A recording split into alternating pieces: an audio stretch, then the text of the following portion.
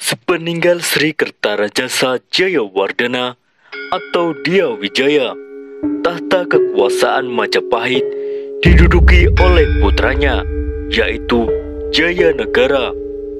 Pengukuhan Jayanegara sebagai Raja Majapahit disebutkan dalam Prasasti Penanggungan yang berangka tahun 1218 Saka atau 1296 Masehi. Jayanegara yang di dalam Serat Pararaton disebut memiliki nama kecil Raden Kalagemet itu memerintah Majapahit dari tahun 1309 hingga 1328. Semasa pemerintahan Jayanegara, Majapahit diwarnai dengan berbagai persoalan politis di dalam negeri yang mengakibatkan aksi kudeta. Bahkan persoalan politis yang berkepanjangan itu mengakibatkan tewasnya Jayanegara di kamar pribadinya oleh Ratanca, seorang tabib istana pada tahun 1328. Berdasarkan Serat Pararaton, Jayanegara yang bernama kecil Raden Kalagemet diperkirakan lahir pada tahun 1294.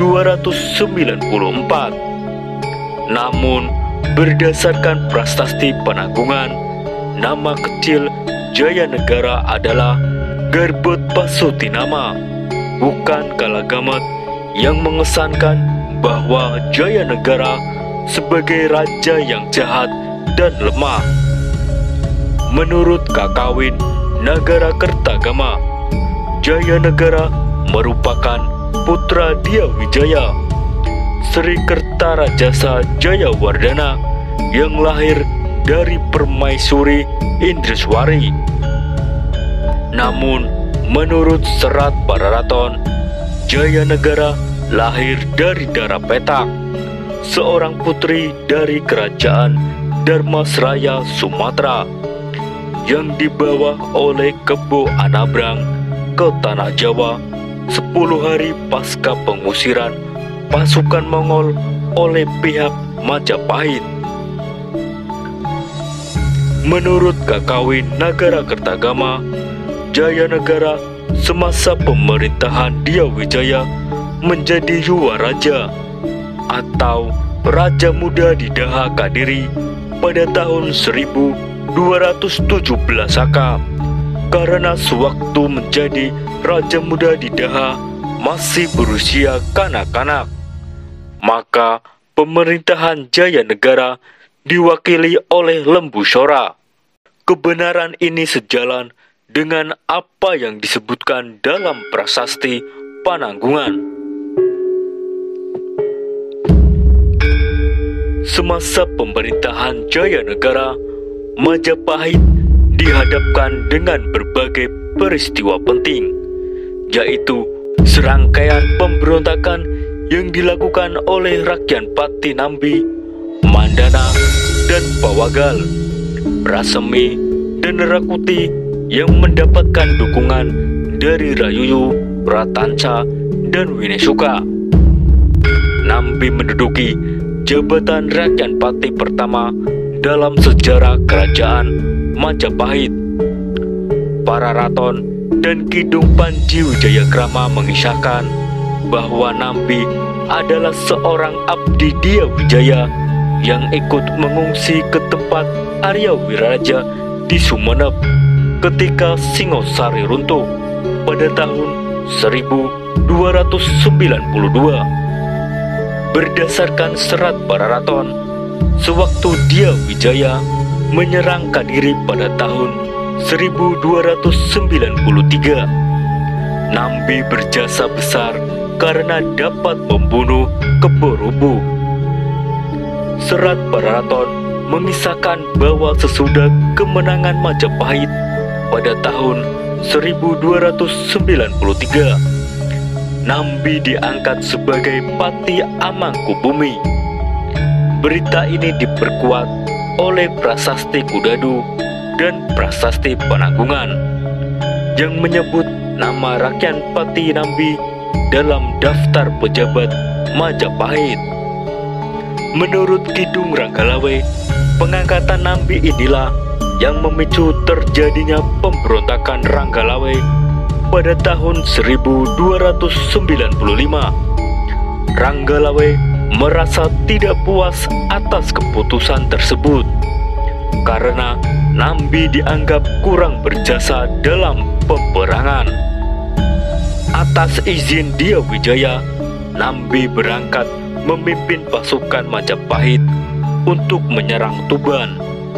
Dalam perang tersebut, Ranggalawe mati di tangan Kebo Anabrang.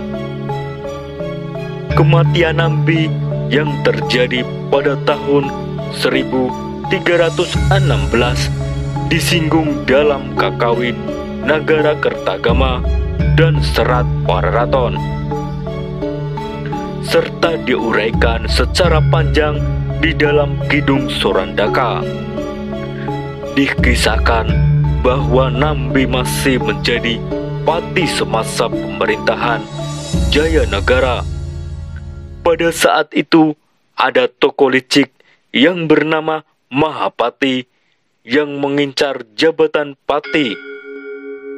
Mahapati selalu berusaha menciptakan ketegangan antara Jayanagara dengan Nambi. Pada suatu hari, Mahapati mengunjungi Nambi dan memberitahukan bahwa Raja Jayanagara tidak senang kepadanya. Untuk menghindari kesalahpahaman, maka Mahapati menyarankan kepada Nambi untuk sementara waktu pulang ke Lumajang. Kebetulan Nambi mendengar kabar bahwa ayahnya Pranaraja sedang sakit keras. Nambi pun meminta izin kepada Jayanagara untuk menengok ayahnya. Sesudah mendapatkan izin dari Jayanagara, Nambi pulang ke Lumajang. Sesampai di Ganding, Nambi bertemu dengan utusan Pranaraja. Nambi diantar pulang ke Lumajang. Tidak beberapa lama, Pranaraja, ayah Nambi, meninggal dunia. Mendengar kabar meninggalnya Pranaraja, Jayanagara mengutus Mahapati, Pamandana, Pawagal, Eban, Lasem, dan Jaran Lejong ke Lumajang untuk menyampaikan ucapan duka cita dari Raja. Selama tinggal di Lumajang, Mahapati terus menghasut Nambi agar tinggal lebih lama di Lumajang. Melalui Mahapati, Nambi kemudian meminta izin kepada Raja untuk tinggal lebih lama di Lumajang. Sesampai di hadapan Jayanagara, Mahapati menyampaikan berita bohong bahwa Nambi menolak untuk kembali ke ibu kota Majapahit karena tengah mempersiapkan pemberontakan. Dikatakan pula oleh Mahapati bahwa para menteri di antaranya Pamandana, Maisa Pawagal, Panji Anengah, Panji Samara, Jaran Bangkal, Jangkung, Teguh, Semi, Lasem, dan Pati Emban yang melayat di Lumajang sesungguhnya bermaksud bersekutu dengan Nambi dalam merealisasikan usaha pemberontakan tersebut. Jayanagara yang termakan hasutan tersebut kemudian mengirim pasukan di bawah komando Mahapati untuk menumpas Nambi. Pasukan Majapahit yang dipersiapkan oleh Mahapati mengadakan penyerbuan ke Lumajang. Pertama kali pasukan Majapahit menyerang benteng pertahanan Pejarakan dan kemudian melumpuhkan Ganding. Dari Ganding, pasukan Majapahit mengepung Lumajang. Dalam penyerangan itu, Nambi yang mendapatkan dukungan dari Arya Wiraja akhirnya tewas beserta keluarganya. Menurut Serat Bararaton, bahwa Nambi tewas dikeroyok oleh Jabung Tarewas, Lembu Petang, dan Ikal-ikalan Bang di benteng pertahanannya yang terletak di Desa Rambut, Buhaya Bang. Akan tetapi, menurut Kakawin Nagara Kertagama, bahwa penumpasan Nambi tidak dipimpin oleh Mahapati, melainkan Jayanegara sendiri. Tidak diketahui secara jelas apakah Arya Wiraja masih hidup atau ikut meninggal ketika terjadi penyerbuan pasukan Majapahit di Lumajang. Bahwa sesudah penumpasan Nambi, Majapahit Timur yang semula dikuasai oleh Arya Wiraja bersatu dengan Majapahit Barat. Kidung Sorandaka menyebutkan bahwa semasa pemerintahan Jayanegara, Majapahit diwarnai dengan pemberontakan Pamandana dan Pawagal pada tahun 1316. Akan tetapi, pemberontakan Pamandana dan Pawagal tersebut dapat ditumpas tuntas oleh Jayanegara sendiri. Rasemi atau Rakan Semi merupakan salah seorang pembesar Majapahit pada era pemerintahan Dia Wijaya. Kidung Sorandaka menyebutkan bahwa ketika Pranaraja atau ayah Nambi meninggal dunia di Lumajang, Rasemi melayat bersama rombongan dari Majapahit. Kemudian menjadi peristiwa di mana Nambi difitnah sebagai pemberontak terhadap Majapahit oleh Mahapati. Jayanegara mengirim pasukan untuk menghukum Nambi. Pada saat pasukan Majapahit menyerang, Rasemi masih berada di Lumajang bersama anggota rombongan lainnya. Mau tidak mau, Rasemi bergabung untuk membela Nambi. Dikisahkan bahwa Nambi kemudian terbunuh beserta seluruh pendukungnya. Rasemi yang berhasil meloloskan diri dari kejaran pasukan Majapahit itu bergabung dengan Rakuti. Serat Bararaton menyebutkan bahwa Rasemi melakukan pemberontakan terhadap Majapahit pada tahun 1318. Rasemi dapat meloloskan diri dari maut dan menjadi pelarian sejak tahun 1316.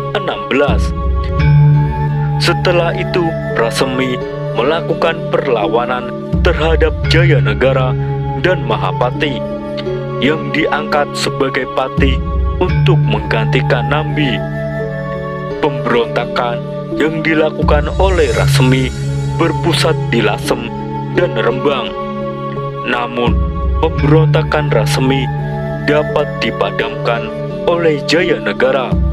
Serat Bararaton menyebutkan bahwa dari sekian pemberontakan yang paling berbahaya semasa pemerintahan Jayanegara di Majapahit adalah pemberontakan Rakuti yang mendapatkan dukungan dari Rayuyu, Ratanca, dan Winesoka pada tahun 1319. Melalui pemberontakannya itu, Rakuti dapat merebut kota Praja, Majapahit, dan melengsarkan Jayanegara dari takhta kekuasaannya. Sementara itu, Jayanegara beserta keluarganya mengungsi ke desa Badander dengan mendapatkan pengawalan ketat dari prajurit Bayangkari, pimpinan Jagamada, pemuda dari desa Mada yang kelak dikenal dengan nama Gajah Mada. Pemerintahan Jayanegara yang sangat lemah itu tidak luput dari berbagai peristiwa pemberontakan. Pemberontakan Rakuti yang mendapatkan dukungan penuh dari Rayuyu, Ratanca, dan Winesuka lainnya itu mampu menyingkirkan Jayanegara beserta keluarganya dari istana Majapahit. Mengingat ibu kota Majapahit dikuasai sepenuhnya oleh Rakuti dan seluruh pasukannya. Bermula kekecewaan atas kebijakan pemerintahan Jayanegara, sekumpulan Winesuka berencana melakukan pemberontakan. Mereka menghasut dan membujuk prajurit Majapahit untuk menjungkalkan Jayanegara dari tahta kekuasaannya, karena akan diberi kedudukan yang lebih tinggi. Maka para prajurit tersebut mulai memalingkan kesetiaannya kepada Jayanegara untuk bersekutu dengan Winesuka. Melihat semakin matangnya rencana Winesuka yang mendapatkan dukungan dari prajurit Majapahit untuk memberontak pada kekuasaan Jayanegara, Rakuti beserta Rayuyu dan Ratanca mengambil tindakan untuk mengail di air keruh dengan cara melibatkan diri dengan Winesuka. Pertikaian saudara antara prajurit pro Winesuka dan pro Jayanegara tidak dapat dihindarkan. Sebagai rakyat Mahamentri Hino, dia Sri Rangganata melerai pertikaian antara kedua kubu prajurit itu. Namun, selagi pertikaian hampir padam, Rakuti menyulut api perang saudara tersebut. Perang saudara pun pecah. Banyak prajurit dari kedua kubu berjatuhan. Darah membasahi bumi Majapahit. Manakala pasukan Winesuka yang dipimpin oleh Rakuti dapat merengsek ke ibu kota Majapahit, Bekel Jagamada sontak bertindak cepat, mengungsikan Jayanegara dan putri kerajaan yang menjadi incaran Rakuti itu dari dalam istana. Dengan dibantu oleh pasukan Bayangkari, Bekel Jagamada membawa Jayanegara beserta keluarganya melalui lorong bawah tanah menuju suatu tempat yang jauh dari ibu kota Majapahit. Selepas Bekel Jagamada, Jayanegara beserta keluarga Majapahit dan pasukan Bayangkari, Rakuti yang terluka lengannya dengan panah beracun mendapatkan pertolongan dari Ratanca, seorang tabib istana, beserta pasukannya itu menduduki istana dan menguasai kota Praja Majapahit. Tidak lama kemudian, Rakuti yang berhasil menguasai kota Praja Majapahit itu naik tahta sebagai raja. Namun, karena ketidakpecusan Rakuti sebagai raja, banyak protes dari rakyat Majapahit yang diperlakukan semena-mena oleh pasukannya. Akibatnya, keamanan Majapahit menjadi terancam. Banyak perampokan, pencurian, pembunuhan, bahkan pemerkosaan. Singkat cerita, kehidupan rakyat Majapahit semakin hidup dalam penderitaan. Dalam sementara waktu, Bekel Jagamada berhasil mengungsikan Jayanegara beserta keluarganya jauh dari kota Praja Majapahit. Meskipun demikian, keberadaan mereka selalu diconangi telik sandi yang disusupkan oleh Rakuti ke dalam pasukan Bayangkari. Keberadaan Jayanegara yang selalu terpantau telik sandi dan diberitahukannya melalui seekor merpati kepada Rakuti itu membuat Bekel Jagamada berpikir keras. Sesudah sekian lama melakukan penyelidikan, Bekel Jagamada mengetahui bahwa Singaparapenlah yang menjadi telik sandi dari kubu Rakuti. Tanpa berpikir panjang, Bekel Jagamada memerintahkan kepada pasukan Bayangkari untuk membunuh Singaparapen.